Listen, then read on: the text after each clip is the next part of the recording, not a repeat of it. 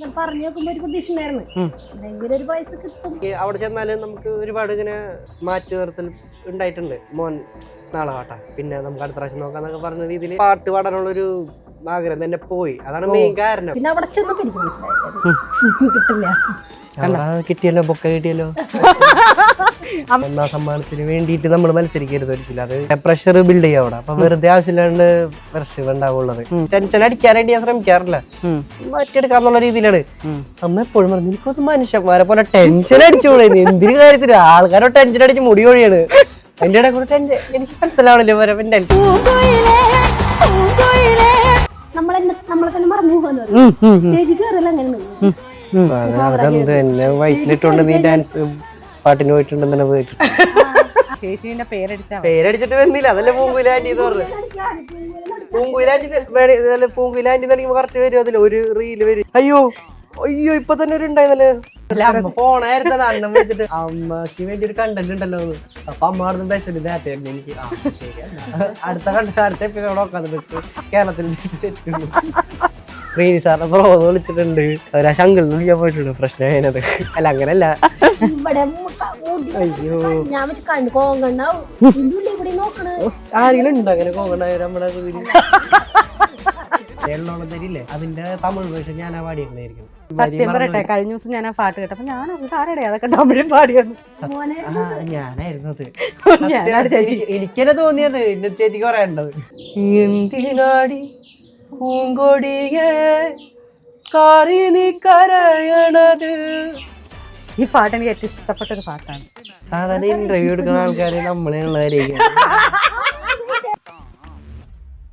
കേരളത്തിൽ നിന്ന് തമിഴ്നാട്ടിലെ സി ചാനലിൽ മത്സരിക്കാൻ പോയത് മകനാണെങ്കിലും വൈറലായത് ഞങ്ങളുടെ രേഖ ചേച്ചിയാണ്.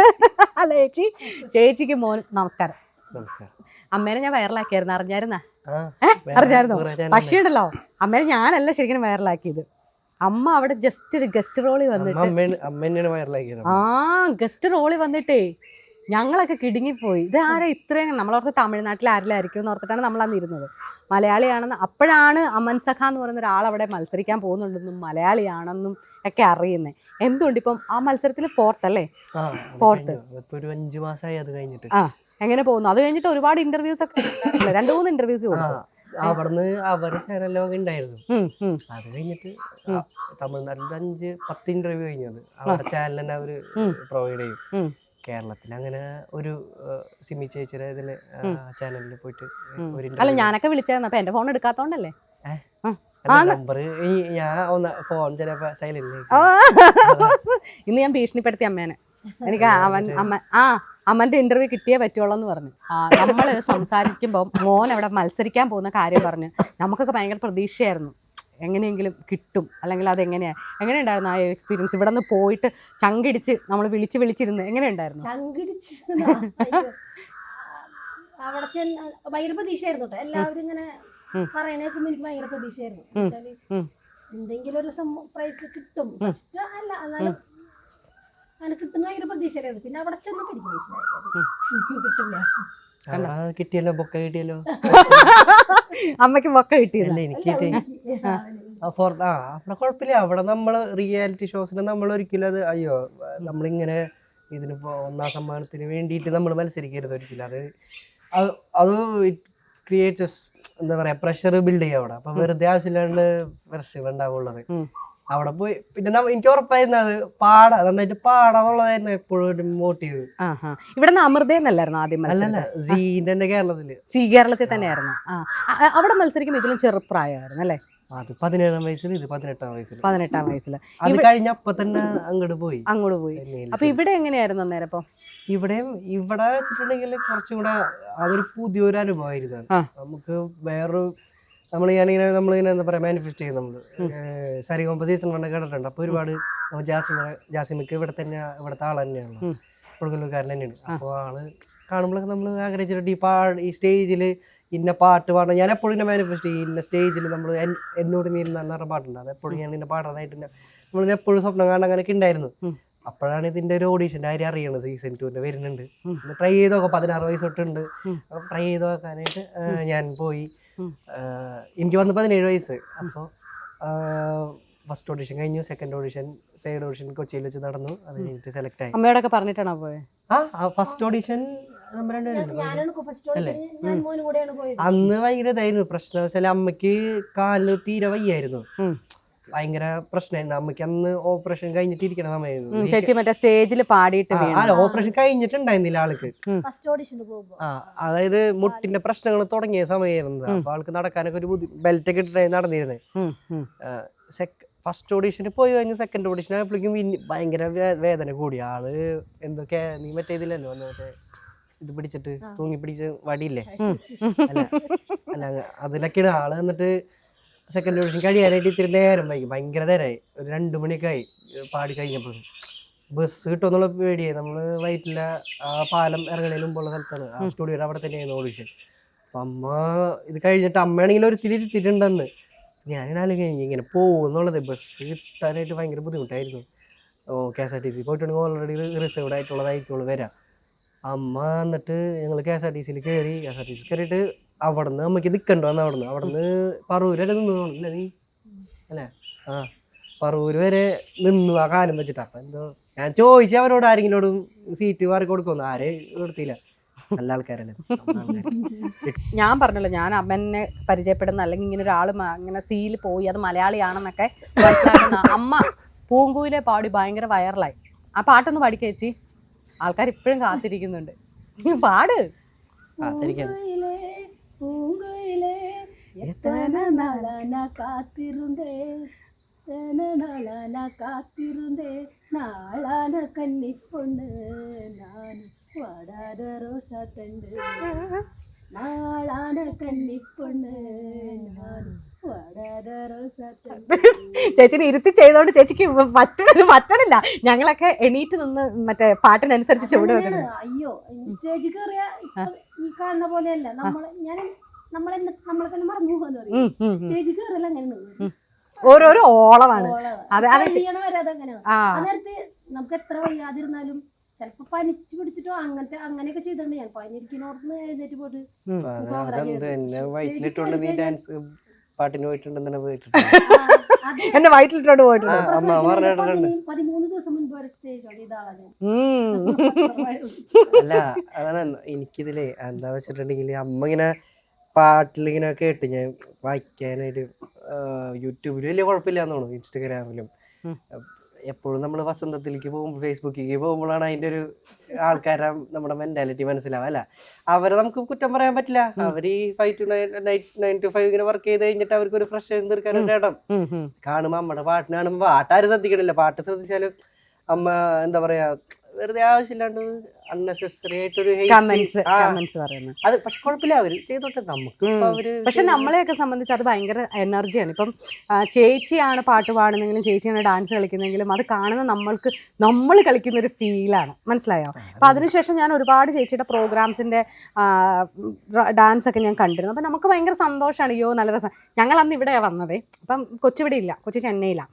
ഞങ്ങൾ ഇവിടെ വന്നിട്ട് ഞങ്ങൾ ഇവിടെ നിന്ന് ഇവിടെ നിന്നിട്ട് ഞങ്ങളങ്ങ് വരണ്ട് ഇവിടെ കിടന്ന് പൂട് വിളയാടി.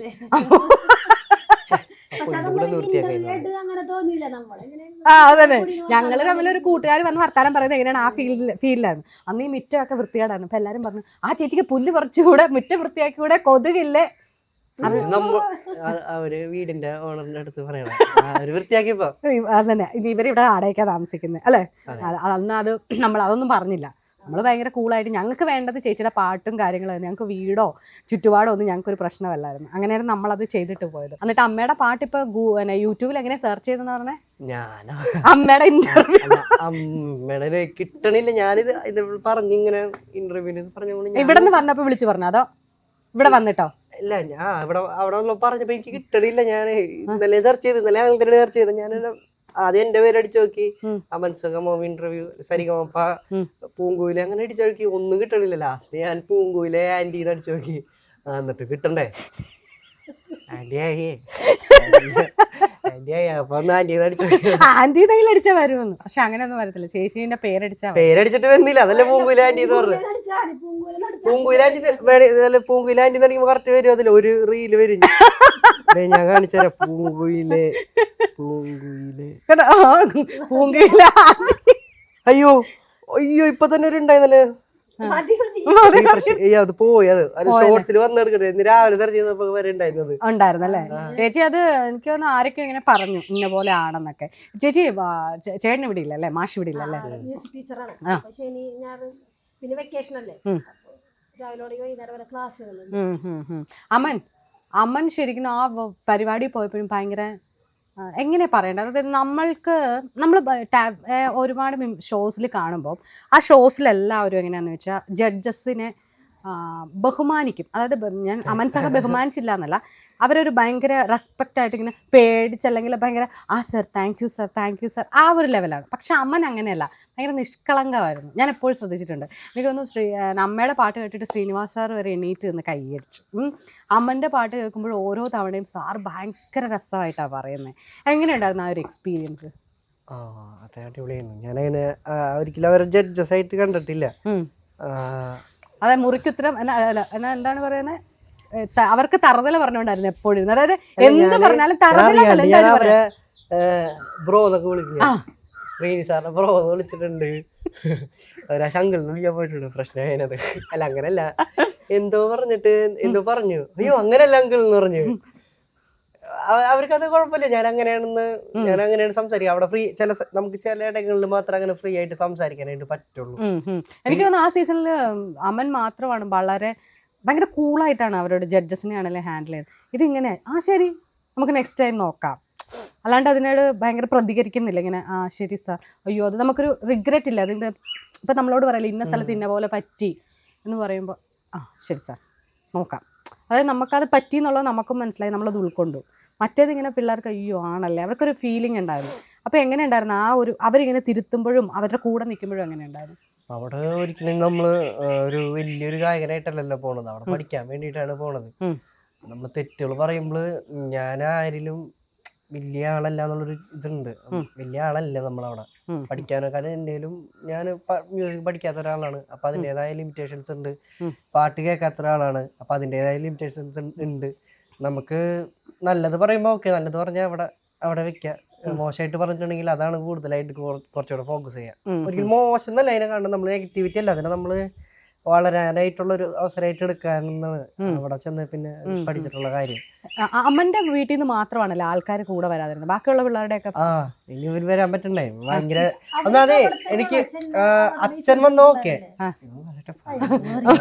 അതല്ല അച്ഛൻ വന്ന് ഓക്കെ, ഇതിനെ കൊണ്ടുവന്നിട്ടുണ്ടെങ്കിലേ ഇത് പാടിയാലും കരയും, പാടിയില്ലെങ്കിലും കരയും, വന്നിന്നാലും കരയും എന്ന് പറഞ്ഞാൽ എന്ത് കരച്ചിലോട് കരച്ചിൽ. ഞാൻ പിന്നെ പറഞ്ഞു വരുന്നതാന്ന് പറഞ്ഞു. അതായത് ഈ final ticket finale episode 5 episode ഉണ്ടായിരുന്നു.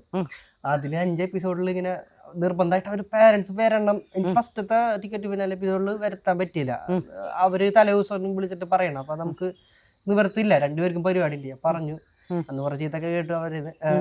അത് കഴിഞ്ഞിട്ട് അമ്മനെ കൊണ്ടുവന്നു, രണ്ടാമത്തെ ഇതിലൊന്നും തോന്നില്ല, അമ്മനെ കൊണ്ടുവന്ന് പാട കണ്ടിട്ട് പാടി കഴിഞ്ഞപ്പോ എന്റെ വരി സ്വാഭാവികമായിട്ട് മറന്നുപോയി വരി. പിന്നെ അവിടെ നിന്ന് തുടങ്ങി കരച്ചില്. വന്ന് കൺമഷിയും കലക്കി അവിടെ നിന്നിട്ട് കരയന്നെ. പിന്നെ അത് പിന്നെ കൊണ്ടുവന്നിട്ടില്ല, അച്ഛൻ മാത്രം വന്നിട്ടുള്ളൂ. അച്ഛൻ മതി, അതന്നെ സത്യം. എന്റെ അമ്മമാര് കരയാണ്ടിരുന്നു. അമ്മയെ കരയുന്നുണ്ടോ? എന്താ കരയണ്ട? അങ്ങനല്ല, തെറ്റിച്ച വരി ഇങ്ങനെ ഒരു കുറച്ച് വരി മിസ്സായി. അപ്പൊ പ്രാർത്ഥന മുഴുവനും തെറ്റിക്കാതെ നന്നായി പാടണം. നന്നായി അപ്പൊ സി കേരളത്തില് നന്നായി പാടി, എന്നാലും അത്യാവശ്യം നന്നായിട്ട് പാടിയപ്പോൾ അതിലും കരഞ്ഞില്ല.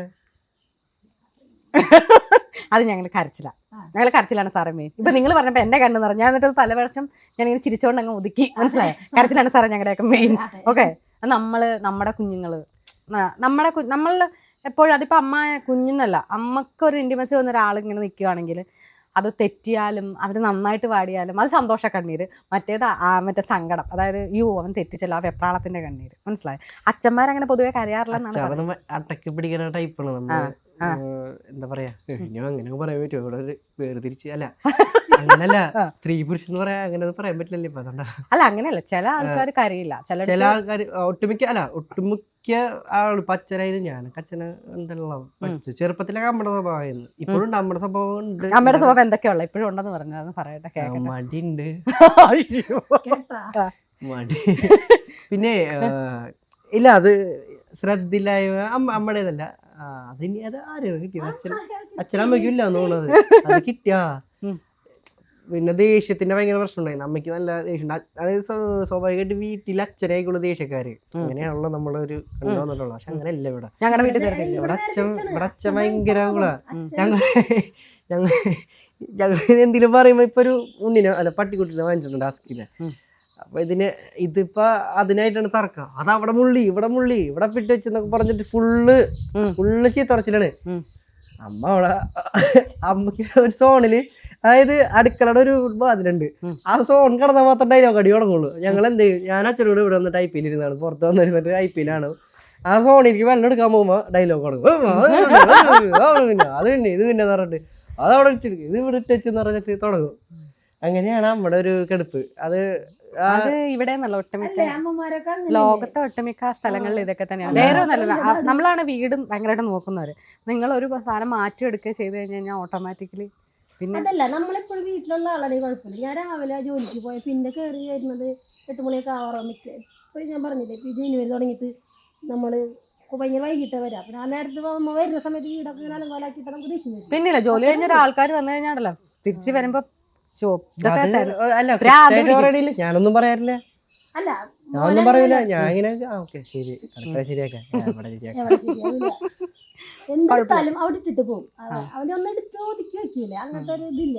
അതിനെ ചീത്ത പറയണ മുഴുവൻ അത് ചെയ്യണം. ചെയ്യണ്ട. എപ്പോഴും ഒരു 10 പ്രാവശ്യം ചെയ്തിപ്പോ 2 പ്രാവശ്യം ശരിയാവും. അങ്ങനെ മതി ചെയ്യാൻ ശ്രമിക്കുന്നുണ്ടല്ലോ. അപ്പോഴും കുറ്റുള്ളൂ. കറക്റ്റ് ടൈമിൽ ചെയ്ത് കുറ്റത്തിന് കുറവുണ്ടാവില്ല. അത് നമ്മളെ അമ്മല്ലേ. ഈ റീൽസിലൊക്കെ കാണുന്ന പോലെ അമ്മ എന്ന് പറയുമ്പോൾ പറഞ്ഞ് തുടങ്ങുന്ന പോലെ അതെല്ലായിടത്തും അങ്ങനെ. ഇപ്പൊ എൻ്റെ വീട്ടിൽ എൻ്റെ അമ്മ ഇന്നിപ്പോ എന്നോട് പിണങ്ങിയിരിക്കുക. പല്ല് പറിച്ചിട്ട് വീട്ടിൽ ചെന്നില്ല. കാരണം അതൊന്നും നോക്കാൻ പറ്റിയില്ലെന്ന് തന്നെ ആ സമയത്ത്. ഞാൻ കരയുമ്പോൾ ഞാൻ പറഞ്ഞ ഞാനിപ്പോൾ ഇത്ര ആയാലും ഓക്കെയാണ്. ഇത്രയുള്ള അമ്മമാരൊക്കെ അങ്ങനെ തന്നെയാണ്. ചേച്ചി അത് പറഞ്ഞപ്പോൾ നമ്മൾ ഓർത്തെ, ഇപ്പം മോൻ്റെ നമ്മൾ പ്രൈസ് കിട്ടുന്നതിൻ്റെ കാര്യം പറഞ്ഞു. അപ്പം ഞങ്ങളാണെങ്കിലും പ്രതീക്ഷിച്ചായിരുന്നു പ്രൈസിൻ്റെ ഒരു കാര്യത്തിൽ. ചേച്ചിക്ക് എന്താ തോന്നിയത് അന്ന് അവിടെ ചെന്നപ്പോൾ? മോൻ പറഞ്ഞു അവിടെ പഠിക്കുന്നതിൻ്റെയാണ് മോനെന്ന്. ചേച്ചിക്ക് എന്താ ഒരു ഫീൽ ചെയ്ത്? അപ്പോൾ വോട്ടിംഗ് ഒക്കെ എങ്ങനെയായിരുന്നു അന്നേരം? ചില നമ്മൾ ഇവിടുന്ന് പോകുമ്പോൾ നമ്മുടെ ആളുകളൊക്കെ ഇങ്ങനെ, പിന്നെ അവിടെ നിന്നും ഒക്കെ ഇങ്ങനെ പറഞ്ഞു നോക്കുമ്പോൾ ഒരു പ്രതീക്ഷ ഉണ്ടായിരുന്നു, എന്തെങ്കിലും ഒരു പൈസ കിട്ടും. അത്രയും ആളുകൾ അത്രയും പ്രതീക്ഷയാണ് നമുക്ക് തന്നോടി. ഇപ്പൊ ശരണിയായിരുന്നാലും അല്ലേ, എപ്പോഴും ആ സമയത്ത് എപ്പോഴും വിളിച്ചു ചോദിക്കുക, ചേച്ചി മോനൊക്കെ അല്ലേ, അവന്റെ സമ്മാനം വിളിച്ചിട്ട് വരാൻ പാടുള്ളൂ പറയാം. അങ്ങനെ പറഞ്ഞിരുന്നേ ഇല്ല ശരണി? എപ്പോഴും ഇടയ്ക്കിടയ്ക്ക് വിളിച്ചിട്ട് അങ്ങനെയൊക്കെ പറയുന്നത്. അപ്പൊ നമുക്ക് എന്തായാലും നമ്മളിങ്ങനെ ഒരു പ്രതീക്ഷ ഉണ്ടായിരുന്നു. പിന്നെ ഇവൻ കുഴപ്പമില്ലാണ്ട് നന്നായി പാടിയിരുന്നു എന്നൊരു തോന്നൽ എനിക്കുണ്ടായിരുന്നു. അവിടെ ചെന്ന് ഇങ്ങനെ നമുക്ക് കണ്ടപ്പോ മനസ്സിലായി അത് ശരിയാവില്ല. കൊച്ചിന് അങ്ങനെ ഉണ്ടായിരുന്നു? പ്രൈസ് കിട്ടുമെന്നായിരുന്നു അതോ ഞാൻ ജസ്റ്റ് ഇവിടെ വന്നു ഞാൻ 5-ലെത്തി? എനിക്ക് തോന്നുന്നു വിന്നറാകുമ്പോ കിഴണയിലും സന്തോഷം എനിക്ക് അന്നുണ്ടായിരുന്നു. ഞാൻ ഹാപ്പിയസ്റ്റ് പേഴ്സൺ സ്റ്റേജില് അന്ന് ആ ഒരു ദിവസം. എനിക്കൊരു കുഴപ്പമുണ്ടായിരുന്നില്ല അമ്മ അല്ലേ. എനിക്ക് ഞാൻ അവിടെ തന്നെ പറഞ്ഞല്ലോ, അവിടെ ദൂരത്തുനിന്ന് എന്നെ കാണാൻ അമ്മച്ചനമ്മ ഗായത്രി ചേച്ചി കൂട്ടുകാരി വന്നു. അവരെന്നെ കാണുമ്പോൾ തന്നെ ഒരു സന്തോഷമാണ്. കാരണം ആ 5 പേര് മാത്രം ഉണ്ടായിരുന്നുള്ളൂ അവിടെ, വേറെ ആരും ഉണ്ടായിരുന്നില്ല. എനിക്ക് തോന്നുന്നു ഈ സീസണിൽ മലയാളികൾ അങ്ങനെ കുറവാണ്. 2 പേരുണ്ടായിരുന്നു. റഫ്സി എന്ന് പറഞ്ഞൊരു എത്തുണ്ടായിരുന്നു. ആള് ഫസ്റ്റ് റൗണ്ടിൽ തന്നെ എലിമിനേറ്റ് ആയിരുന്നു. കഴിഞ്ഞിട്ട് ഞാൻ മാത്രം ഉണ്ടായിരുന്നു. തമിഴൊക്കെ എപ്പോഴും തമിഴ് ശരിക്കും പഠിച്ചിട്ടില്ലല്ലേ? പഠിച്ചു. ഇപ്പൊ അത്യാവശ്യം സംസാരിക്കാൻ. പക്ഷെ ഇപ്പൊ വീണ്ടും കട്ടായി തുടങ്ങി തമിഴ്. അതെന്ന് വെച്ചാല് നമ്മള് പോണില്ലല്ലോ അങ്ങോട്ട്, പരിപാടിക്ക് മാത്രല്ലേ പോണുള്ളൂ. അതിന് അവിടെ ജഡ്ജസ്മാരിൽ ഏറ്റവും കൂടുതൽ അല്ലെങ്കിൽ നമുക്കൊരു സംശയം തോന്നി നമുക്ക് പെട്ടെന്ന് വിളിച്ചു ചോദിക്കാൻ പറ്റുന്ന ആരായിരുന്നു? അത് നമ്മള് ജഡ്ജസ്മാരായിട്ട് ഡയറക്റ്റ് നമുക്ക് എപ്പോഴും കോണ്ടാക്ട് വെക്കാൻ പറ്റില്ല. അല്ല ഇവിടെ അങ്ങനെയല്ല. ഇവിടെ നമ്മുടെ കേരളത്തിലെ ശരത്സാറിനോടൊക്കെ ശരത്സാർ എപ്പോഴും പറഞ്ഞേക്കാം, എൻ്റെ കോളിൽ ഓരോ മറ്റേ സീസണിലെ പിള്ളേരും വിളിച്ചിട്ട് ഞാനാണെന്ന്. അവർ കൊച്ചു പിള്ളേരൊക്കെ ഉണ്ട്, അവരൊക്കെ എന്നിട്ട് പറയും എടുത്തില്ലെങ്കിൽ വഴക്കുണ്ടാക്കും. ശരത്തങ്ങളുടെ ഫോൺ എടുത്തില്ലെങ്കിൽ വഴക്കുണ്ടാക്കും. ആള് ശരിയാണ്. ഞാൻ സുജാതമ്മനായിട്ട് കോണ്ടാക്ട് ഉണ്ടായിരുന്നു എപ്പോഴും. കാരണം മറ്റേ മാൻപൂരും മങ്കിയൊക്കെ പാടിയപ്പോൾ ആളായിട്ടും ശ്രീനിസാദും സുജാതമ്മയുള്ള തമിഴ് വേർഷൻ പാടിയത്.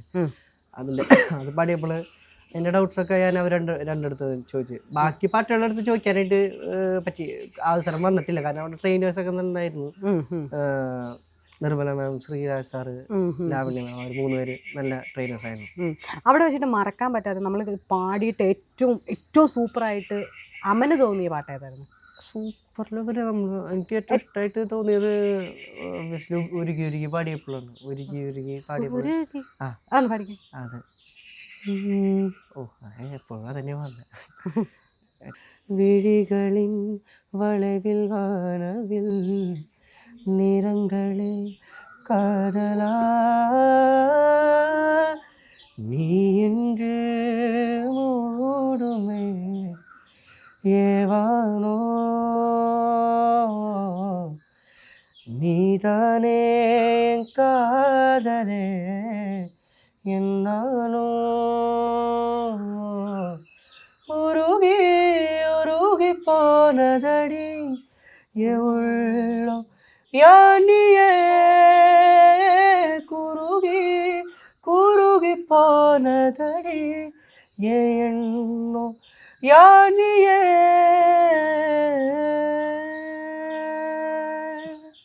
അമ്മ കരഞ്ഞോ നോക്കട്ടെ. പറഞ്ഞായിരിക്കും എളുപ്പമാണ്. പറഞ്ഞാ കരയും.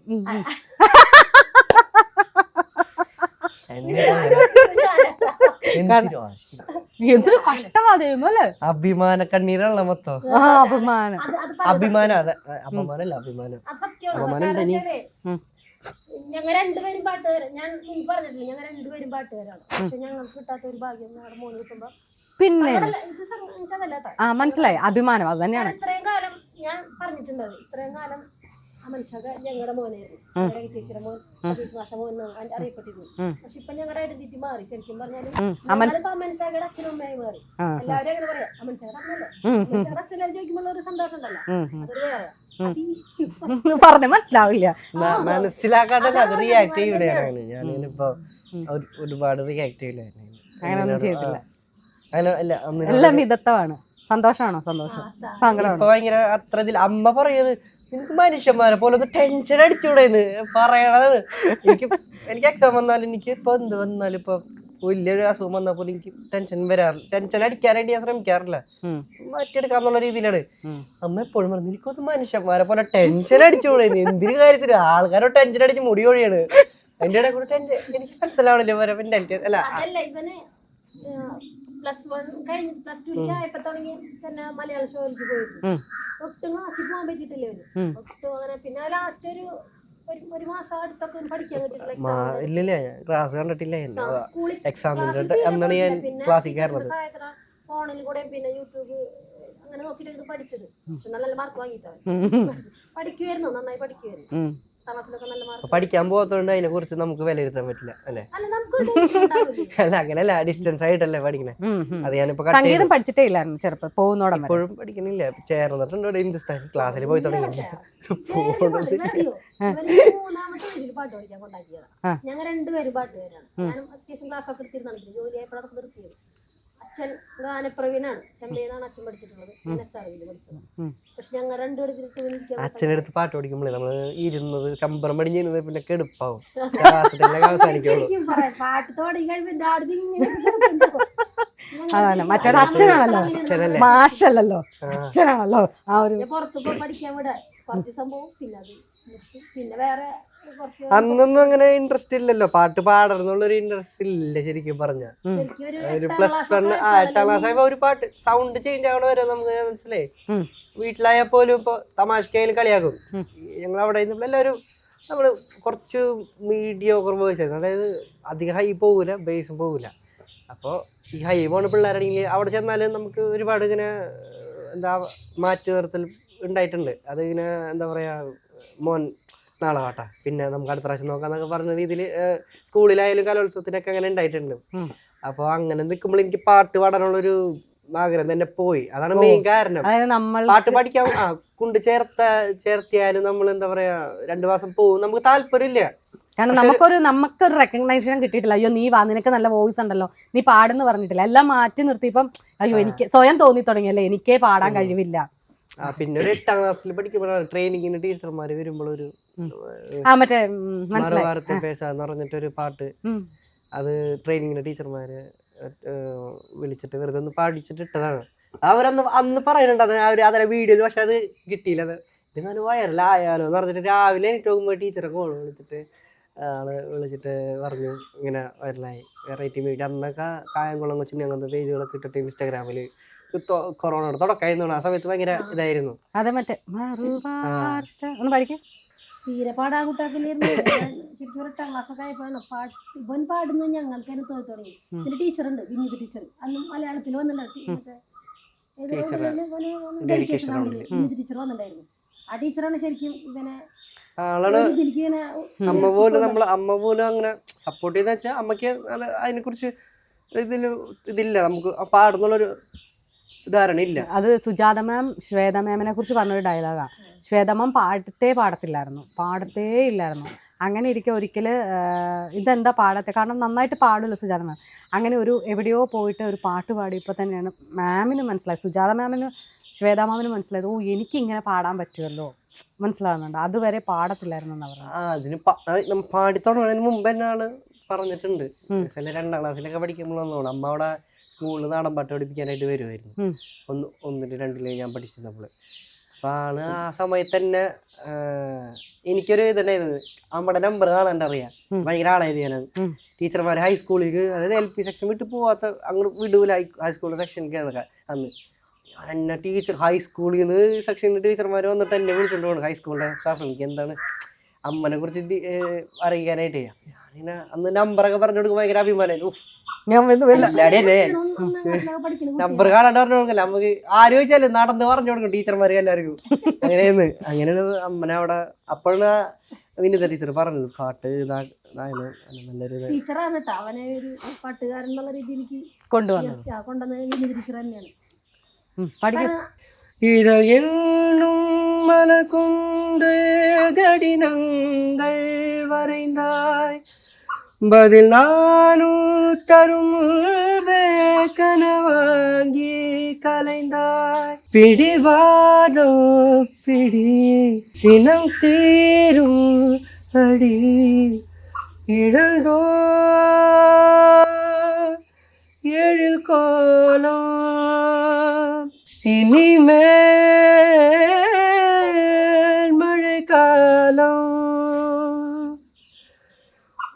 மறுவார்த்தை பேசாது மடி மீது நீ തൂങ്ങിട്. അടിപൊളിയായിട്ടുണ്ട്, സൂപ്പറായിട്ടുണ്ട്. പനിയായിരുന്നു എനിക്കത്. സെറ്റാക്കാൻ പറ്റിയില്ല എന്നല്ലേ? ഇതല്ലേ പിച്ച് കൂടുതലാണ്. അല്ല ഈ ചേച്ചി, ഞാനൊരു കാര്യം ചോദിക്കാം, അമ്മ ഈ ഹെയർ സ്റ്റൈലിന് വഴക്ക് പറഞ്ഞിട്ടുണ്ടോ? മുടി വളർത്ത എന്റെ ഹെയർ സ്റ്റൈൽ ഉണ്ടെന്നോ എനിക്കിഷ്ടമല്ലായിരുന്നത്. അതൊരു ടൈം കഴിഞ്ഞാൽ അവർ അംഗീകരിക്കും. അതുകൊണ്ട് മലയാള ഷോയിൽ പോകുമ്പോ സാധാരണ ഉണ്ടോ നോക്കട്ടെ ഫോട്ടോ. മലയാള ഷോയിലാ?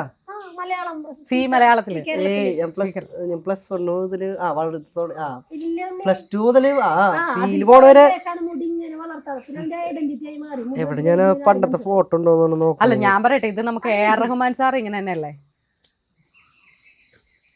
അദ്ദേഹത്തിന്റെ മുടിയും ഇങ്ങനെയാണ്. പിന്നെ അങ്ങനെ ഇങ്ങനെ മുടി വളർത്തിയിട്ടിട്ടേക്കുന്ന ഒരാളും കൂടെ ഉണ്ട്, APJ അബ്ദുൽ കലാം സാർ. ഇല്ല, പണ്ടത്തെ ഫോട്ടോ ഇല്ല ഇതിൽ. ഭയങ്കര ഇതൊന്നും ഇങ്ങനെ ചക്രത്തലായിട്ട് ഇങ്ങനെ കൊണ്ടടക്കുള്ളൂ. അതൊന്നും വൃത്തിയാക്കി വെക്കുമ്പോ അതിനാണ് ഞങ്ങൾ പുറത്തേക്ക് പോണില്ലല്ലോ. അല്ല ഇത് ഇങ്ങനെ തന്നെ ഇടുന്നതാണോ അതോ ഇങ്ങനെ എടുത്ത് ഇങ്ങനെ മാറ്റാറുണ്ടോ? മാറ്റാറുണ്ടോ വെച്ചാൽ നെറ്റ് കൂടുതല. അപ്പൊ ഞാൻ ഒന്ന് കാണിച്ചത് കാണട്ടെ, കാണിക്ക് പൊക്കട്ടെ. അതിനിപ്പോ എന്താ അത് പൊക്ക്, ഇത്ര കണ്ട ഇങ്ങനെ ഇങ്ങനെ വെക്കത്.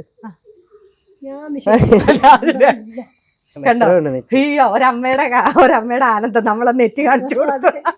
എനിക്ക് നെറ്റ് ഇട്ടാല് ഇപ്പൊ മുടി കൂടുതലായ എങ്ങനെ ഈരി വെക്കണം അറിയില്ല. വേണ്ട, ഇനിയിപ്പൊ നിന്റെ ഫാൻസ് അസോസിയേഷൻ എന്നെ വഴക്ക് പറയും. നേരെ താത്തിക്കും ആ പന്തലിങ്ങ് താഴെ ഇറക്കിക്കും. പന്ത് ഞങ്ങളൊക്കെ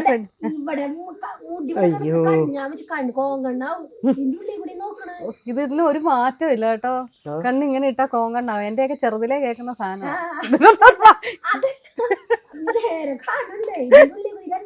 ആരെങ്കിലും ഉണ്ടോ അങ്ങനെ കോങ്കണ്ണായ നമ്മുടെ ശരിയായോ? ശരിയായില്ലേ? ഇനി സെറ്റായില്ലേ? Set. ഓക്കെ. സെറ്റായെന്ന് അന്ന് അടിപൊളി അടിപൊളി അടിപൊളി. ഞാൻ വെറുതെ അഴിപ്പിച്ചതാ. ഇപ്പം ഒരുപാട് ജഡ്ജസ് ഒക്കെ വന്നു. ഇപ്പൊ പറഞ്ഞ പോലെ തന്നെ അവർ പറയുന്നതെല്ലാം നമുക്ക് ഉയരാൻ വേണ്ടിയിട്ടുള്ളതാണെന്ന്. ഇപ്പൊ ഫൈനൽ മത്സരം കഴിഞ്ഞു കഴിഞ്ഞപ്പോൾ എന്താവണം, അല്ലെങ്കിൽ ഇനി നമ്മൾ നെക്സ്റ്റ് പാട്ട് തീർന്നല്ലോ, ഇതൊരു 5-6 മാസം നമ്മൾ ഇത് കഴിഞ്ഞു, ഇനി എന്ത് ചെയ്യണം? മ്യൂസിക് പഠിക്കണോ അതോ ഇവർ പറഞ്ഞതുപോലെ ഇതിൽ ഫോക്കസ് ചെയ്യാണ്ട് ഒരു കരിയർ ചൂസ് ചെയ്യണം? എന്തായിരുന്നു? പാട്ട് തന്നെ. പാട്ടഭിനയം. 2 സിനിമയിൽ അഭിനയിച്ചല്ലേ ധനുഷിന്റെ കൂടെ? അതിപ്പോ അഭിനയിച്ചു അങ്ങനെ ഒടുവിൽ അങ്ങനെ അതും നടന്നു അല്ലെ. 2 കൊല്ലായിട്ട് ഇങ്ങനെ പറഞ്ഞു നടക്കണ പോണ കിട്ടി. അതിന് ആൾക്കാരെ ഇതിനെ പറയുമ്പോ മുടി വളർത്താൻ കാരണം സിനിമ എന്നുണ്ടായിരുന്നു സ്കൂളില്. ഇപ്പൊ അത് കഴിഞ്ഞു. അത് നമ്മുടെ ഈ താടി എന്ന് പറയില്ല, രോമൊക്കെ പഠിച്ചു കളഞ്ഞ് കുറച്ച് രോമം ഉണ്ടായിരുന്നു ഇങ്ങനെ അവിടെ ഇവിടെ ആയിട്ട്. ഇപ്പൊ തമിഴില് വല്ല പാട്ട് പാടാൻ പിന്നെ പ്ലേ റെക്കോർഡിങ് വന്നിട്ടുണ്ട്. മ്യൂസിക്കിനൊരു മൂവീസ് ആയിട്ട് വന്നിട്ടില്ല. ആ അഭിനയിച്ച പടത്തിൽ ആ തെലുങ്ക് പടം അതില് വന്നിട്ടുണ്ടായിരുന്നു. പക്ഷെ അത് അവർക്ക് ആ സിനിമ ലാപ്ടോപ്പ് അത് കട്ട് ചെയ്തു. മലയാളത്തിൽ നിന്ന് വല്ലതും വന്നോ? ഞാൻ ഇതിന് മുമ്പ് കേരളത്തിൽ പോകുന്നതിന് മുമ്പ് മലയാളത്തിൽ പോകുന്നതിന് മുമ്പ് ഒരു സമാധാന ദിവസം നടക്കുന്നുണ്ട്. രവീഷ് ഏട്ടൻ രവീഷ്നാഥ് ആള് ഡയറക്റ്റ് ചെയ്തിട്ടുള്ള ജോന്റെ ഒക്കെ ടീമാണ് അവര്. അതില് ജൂനിയർ ആർട്ടിസ്റ്റായിട്ട് അഭിനയിച്ചിട്ടുണ്ട്. അതില് പാട്ടും പാടിയിട്ടുണ്ട്. ഇപ്പൊ തമിഴിൽ അന്ന് ലിറിക്സ് ഒക്കെ ഇംഗ്ലീഷ് നോക്കിയിട്ടായിരുന്നു പഠിച്ചുകൊണ്ടിരുന്നത്. അവര് ടംഗ്ലീഷിൽ, അതായത് തമിഴില് നമ്മളിങ്ങനെ മംഗ്ലീഷ് ചെയ്തില്ല, അതുപോലെ അവര് ചെയ്തിട്ട് അവരിന്ന് ഹെൽപ്പ് ചെയ്യും. അതായത് അതില് എടുത്തു പറയേണ്ടതെന്ന് വെച്ചിട്ടുണ്ടെങ്കിൽ അർച്ചനമ്മ ഭയങ്കരമായിട്ടുള്ള പറയാൻ പാടില്ലായിരിക്കും. അവർക്ക് ഒരാവശ്യവും ഇല്ല ശരിക്കും പറഞ്ഞാൽ അങ്ങോട്ട് വരണ്ട. പക്ഷെ ആള് എന്നും വരും. എനിക്ക് വേണ്ടിയായിട്ട് വന്നിട്ടുണ്ട്. എനിക്കാണ് ബുദ്ധിമുട്ടുണ്ടാവുക. അർത്ഥങ്ങൾ ഇതാക്കുമ്പോൾ ആള് നിന്നിട്ട് നമുക്ക് പറഞ്ഞു തരും. അത് എനിക്ക് തോന്നിയിട്ടുണ്ട്. നിങ്ങൾ സ്റ്റേജിൽ മിക്കപ്പോഴും മത്സരിക്കുമ്പോൾ അവര് പറയുന്ന തമിഴ് മനസ്സിലാവാതെ എന്താ എന്ന് ചോദിച്ചു പിന്നെയും ചെല്ലുന്നുണ്ട്. മനസ്സിലായോ? നമുക്ക് ടഫാണ്. നമുക്ക് ചില ആകെ ഒരു കോൺഫിഡൻസ് ഉണ്ടായിരുന്നു ശ്രീനിഷാറിന്. മലയാളിയാണ് ആള്.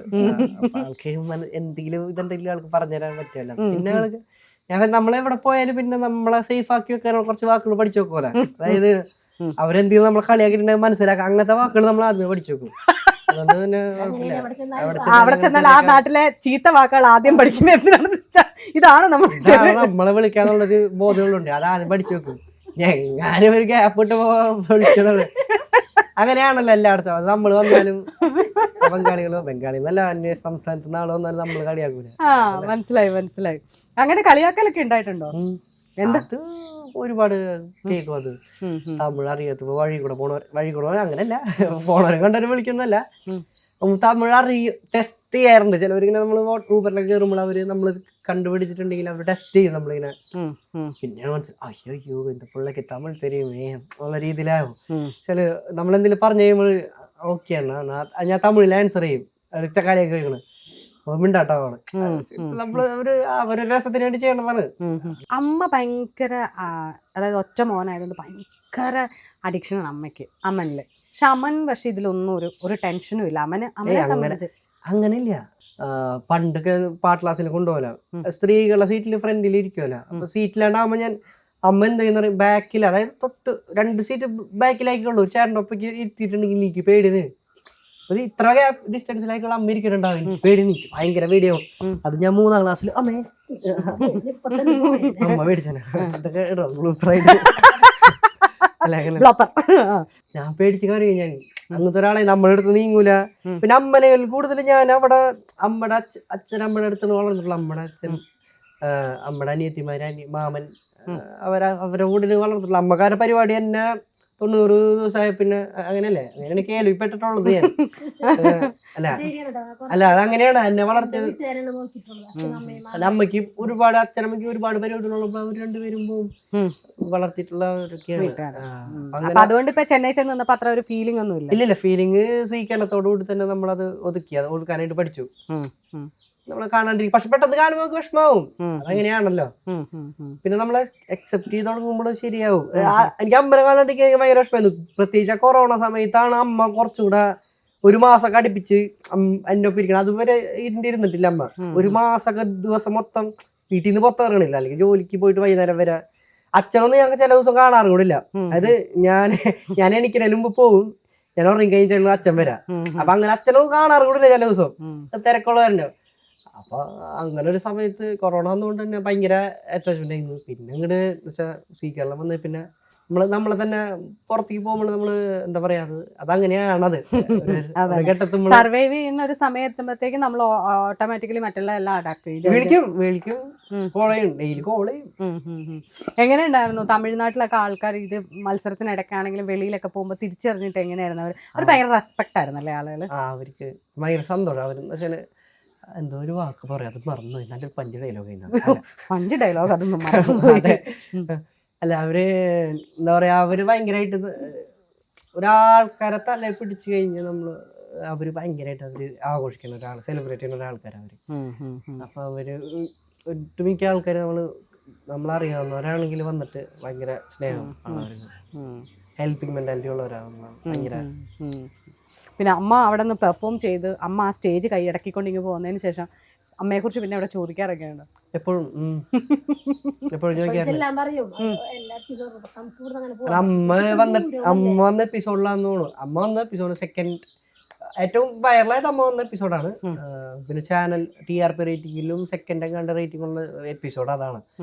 പിന്നെ വൈറലായല്ലോ. അപ്പൊ അമ്മ കൊണ്ടുവന്നിട്ടുണ്ടെങ്കിൽ ആൾക്കാർ കാണാൻ അവിടെ ഉണ്ട്. അമ്മ ഓൾറെഡി അതൊരു ബെഞ്ച് മാർക്കായിട്ട് അവിടെ വെച്ചു. എല്ലാ റൗണ്ടിലും അമ്മനെ കൊണ്ടുവരാന്നുള്ളതായി അവിടെ. ഒരാവശ്യകത. ഞാനൊരാവശ്യം എന്താ പറയാ, ഞാനാടാ പാടാ അത് കുഴപ്പമൊന്നുമില്ല, അമ്മനെ കൂടെ ഒന്നല്ലേ. അല്ല അങ്ങനെയല്ല, നമ്മളല്ല പറയാം ഞാനാടാ പാടാൻ വന്ന അമ്മേനെ സപ്പോർട്ട് ചെയ്യാൻ. അല്ല അത് നമ്മള് പാട്ട് റിയൽ ഷോ, ശരിക്കും പാട്ട് റിയൽ ഷോ മാത്രല്ല, അത് നമ്മള് ആൾക്കാർ കാണണമെങ്കിൽ പാട്ട് മാത്രം പാടിയാ പോരാ. മനസ്സിലായി, കുറച്ച് ഇമോഷൻസ് എപ്പോഴും അതങ്ങനെയാണ്. നമ്മളിങ്ങനെ പറയുമല്ലോ ഇങ്ങനെ എന്തുകൊണ്ടാണ് ഇമോഷണൽ ആകുന്നത്, ഓവറായിട്ട് ഇമോഷണൽ ആയിട്ട് അങ്ങനെയല്ല. കുറച്ച് നമ്മൾ എന്റർടൈൻമെന്റ് ഉണ്ടായാലേ ആൾക്കാർ കാണുള്ളൂ. പാട്ട് മാത്രമാണെങ്കിൽ അത് 2000 കാലഘട്ടമല്ലല്ലോ, നമ്മള് ഒരു പുതുമ ഇല്ലല്ലോ അതില്, ആൾക്കാർ കണ്ടിരിക്കില്ലത്. പിന്നെന്താ പറഞ്ഞ, ഞാൻ എന്താ പറയാൻ വന്നു. ഇതുപോലെ ഇങ്ങനെ ഒരു പ്രാവശ്യം ഇത് വയ്യാണ്ടിരിക്കായിരുന്നു ഞാൻ. എന്താ ഞാൻ ആകെ ഒരു ഭയങ്കര ഒരു പോയിസണായിട്ട് അത് ഭയങ്കര ഇതായിരുന്നു, ബോധമൊന്നും ഉണ്ടായിരുന്നില്ല. അങ്ങനത്തെ ഒരു പ്രശ്നം വന്നിട്ട് ഹോസ്പിറ്റലായിരുന്നു. അമ്മ വന്നിട്ട് ഒരു 2 ആഴ്ച നിന്നു തോന്നുമല്ലേ, അവിടെ നിന്നു 2 ആഴ്ച നിന്നിട്ട് അമ്മ പോണെന്ന് ബസ് കയറി കഴിഞ്ഞിട്ട് ഇവര് പറയാ അമ്മ പോയോ. അന്ന് റെട്രോ റൗണ്ടായിരുന്നു. റെട്രോ റൗണ്ടില് അമ്മനെ മറ്റേ പൂവൊക്കെ മറ്റേ പണ്ടത്തെ നടിമാരോ അല്ല കാക്കാന്നുള്ള അവർക്കൊരു പ്ലാൻ ഉണ്ടായിരുന്നു, പേരൻസിനെ വരുത്തിച്ചിട്ട്. അമ്മ വൈറലായിരിക്കണ സമയമാണത്. അപ്പൊ അവര് എപ്പോഴും അമ്മനെ അയ്യോ അമ്മ ഉണ്ടായിരുന്നെങ്കിൽ ഒരുപാട് അന്ന് കുറെ കണ്ടുകൾ ചെയ്യായിരുന്നു. ഇതിന് കൂടുതൽ കുറച്ചുകൂടെ എക്സ്പോഷർ കിട്ടിയാനെ. അവര് അമ്മ ടാറ്റ അമ്മ പറയ സൊല്ലും കണ്ട അമ്മ കിളം പിടിച്ചത് പോയിട്ടത് ഡ്രൈവറോട് പ്രത്യേകം പറഞ്ഞു ചെന്നൈന്ന് ഇവിടെ എത്തുന്നോളം വരെ വണ്ടി അമ്മ പോണായിരുന്നു. അന്നം വിളിച്ചിട്ട് അമ്മക്ക് വേണ്ടി ഒരു കണ്ടന്റ് ഉണ്ടല്ലോ. അപ്പൊ അമ്മ അവിടെ നിന്ന് ബസ്സിൽ ഇതായിരുന്നു എനിക്ക്. ശരി അടുത്ത എപ്പിസോഡ് നോക്കാതെ ബസ് കേരളത്തിൽ എത്തുന്നു. അയ്യോ അത് പറഞ്ഞപ്പോ ഓർത്തെ, ഈ അമ്മ നാടൻപാട്ട്, അച്ഛൻ മ്യൂസിക്കൽ. അമ്മ മ്യൂസിക്കും ചെയ്യും, അച്ഛൻ ഏറ്റവും ഇഷ്ടം അല്ലെങ്കിൽ പാടാൻ ഏറ്റവും ഫ്ലെക്സിബിൾ അല്ലെങ്കിൽ ഏറ്റവും ടഫായിട്ടുള്ളത് ഏതാ? ടഫ് നമ്മൾ പുതിയൊരു സംഭവം നോക്കുമ്പോൾ എപ്പോഴും ടഫ് ആയിക്കുള്ളൂ. ഇപ്പോൾ ഒരുപാട് സ്വരം നമ്മൾ ആകാരം പ്രാക്ടീസ് ചെയ്യുമ്പോൾ അത് ടഫ് തന്നെയാണത്. പുതുതായിട്ട് ഒരു കാര്യം ചെയ്യുമ്പോൾ ടഫ്. പിന്നെ ഏതും പാടാൻ പറ്റും, ഏത് വേണേലും പാടാം. അങ്ങനത്തെ ഒരു നാടൻ പാട്ടാണോ പാടിത്തരാമോ? നാടൻ പാട്ട് അറിയില്ല, അതാണ് പ്രശ്നം. ഏത് പാട്ട്? ഞാൻ ശരിക്കും പറഞ്ഞൊരു നാടൻ പാട്ട് പാടിയിട്ടുണ്ട്, അത് ആർക്കും അറിയില്ല എന്നാണ്. എള്ളോളം തരില്ലേ, അതിന്റെ തമിഴ് വേർഷൻ ഞാനാ പാടിയേക്കണായിരിക്കും. മൊത്തത്തില് അതിന്റെ തമിഴ് ശരിക്കും. പക്ഷെ കഴിഞ്ഞ ദിവസം ഞാൻ ആ പാട്ട് കേട്ടപ്പോ ഞാൻ ആരുടെ അതൊക്കെ തമിഴ് പാടിയെന്നു. ഞാനായിരുന്നു അത്. എനിക്കെന്നെ തോന്നിയത് എന്റെ ചേച്ചിക്ക് പറയേണ്ടത്. അല്ലല്ലേ, അങ്ങനെ പറയാൻ പാടില്ല, കോപ്പിറൈറ്റ് പേരടക്കം പറഞ്ഞ പാടിക്കോ കേക്കട്ടെ. അറിയില്ല പാട്ട്, മറന്നു. മലയാളം അറിയത്തില്ലേ? 9ൽ പഠിക്കുമ്പോഴെങ്ങാണ്ട് പാടി. മലയാളം അറിയത്തില്ലേ? മലയാളം അല്ല മോന് അങ്ങനെ നാടൻ പാട്ട് കൊണ്ടുവരാന്ന് എനിക്കൊരു ഇതുണ്ടായിരുന്നു. ഏതായിരുന്നു പാട്ട്? പിന്നെ എന്ത് പറ്റി? അല്ല പിന്നെ ഇവന് പാട്ട് അവന്റെ ഇഷ്ടത്തിന് പാട്ട് നാടൻ പാട്ട് മേഖല എനിക്ക് അവനെ കൊണ്ടുവരാന്ന് എനിക്ക് ഭയങ്കര ഒരു ആഗ്രഹം. അതുകൊണ്ട് ഞാൻ അധികം നാടൻ പാട്ടൊന്നും പാടിക്കാൻ ശ്രമിക്കാറില്ല. ഓക്കെ. എന്തിനാടി പൂങ്കൊടിയെ കാറിനി കരയണത്, ഇപ്പൊ വരും പൊന്നും പൊടിയേ. ആ ആ ആ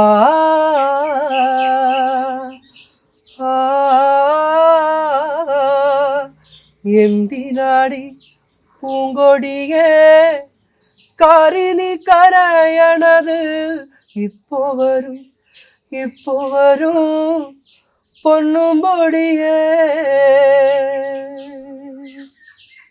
എനിക്കത് ഭയങ്കര ഇഷ്ടമുള്ള പാട്ടാണ്. ലിറിക്സ് തെറ്റിയാ? ലിറിക്സ് അല്ല, എനിക്ക് ആ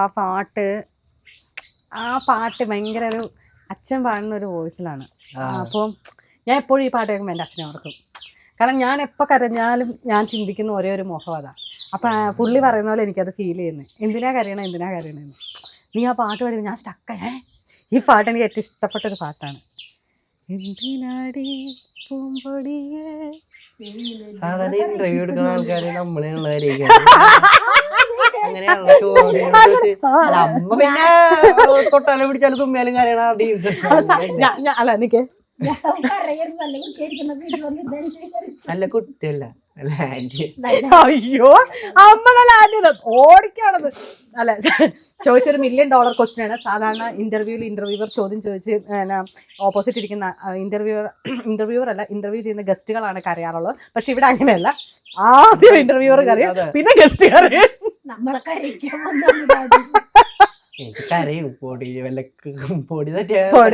ഇഷ്ടപ്പെട്ട ഒരു പാട്ടാട്ടോ അത്.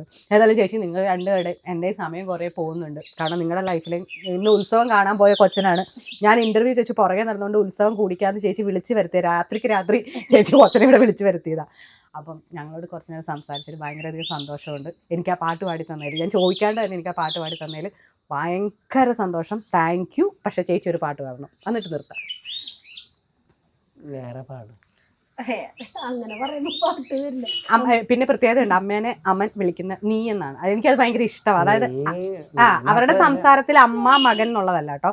ഞാൻ നിങ്ങൾ മറ്റേ അവിടെ പോയപ്പോഴും ഇതേ സാധനം പൂങ്കുയിലെ പാടിയപ്പോഴും അമ്മയോട് അത് പറഞ്ഞിട്ട് സ്റ്റേജിൽ പറയുന്നുണ്ടായിരുന്നു. ഇവനങ്ങനെ ഞാൻ വീട്ടില് കൂട്ടുകാരുടെ പുറത്താണ് പറയുന്നത് തന്നെ അടി. അതൊക്കെ ഭയങ്കര ഇതായിരുന്നു. എന്റെ അമ്മേനെ പറഞ്ഞിട്ട് അടിക്കാനൊക്കെ വരും. അടിയുണ്ട് വീട്ടിലുള്ളവർക്ക് അച്ഛനമ്മ കേൾക്കുമ്പോ അമ്മനെ അവരെ വിളിക്കാൻ തുടങ്ങി. അപ്പൊ അവർക്ക് ഓക്കെ, ഇപ്പൊ അവർക്കൊരു തൃപ്തിയായി. പാടിക്കോർണോ?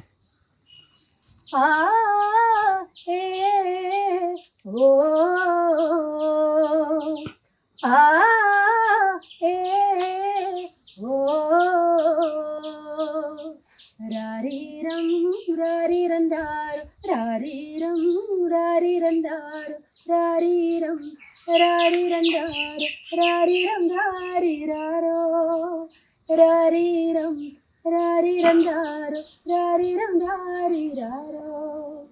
കൈതോല പായ വിരിച്ച് പായലു പറന്നു മടന്ന് കാതുകുത്താനെപ്പോ വരും നിന്റെ അമ്മാവന്മാര് പൊന്നോ. കാതുകുത്താനെപ്പോ വരും നിന്റെ അമ്മാവന്മാര് പൊന്നോ. ആ ഏ ഓ ആ